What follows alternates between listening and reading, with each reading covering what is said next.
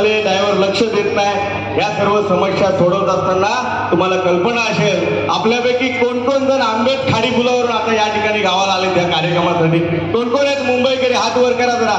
आंबेड खाडी पुलावरून कोण कोण आलंय? आलात ना?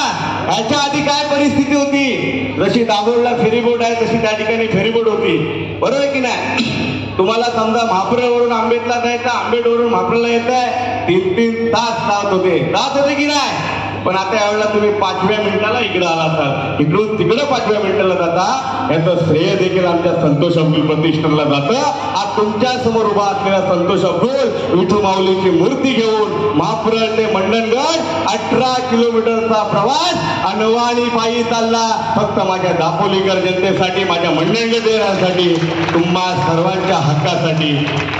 समस्या तिथे, प्रतिष्ठान तिथे, या ब्रीदवाक्याप्रमाणे आम्ही काम करतोय बांधवांनो. येणाऱ्या काळात माझं स्वप्न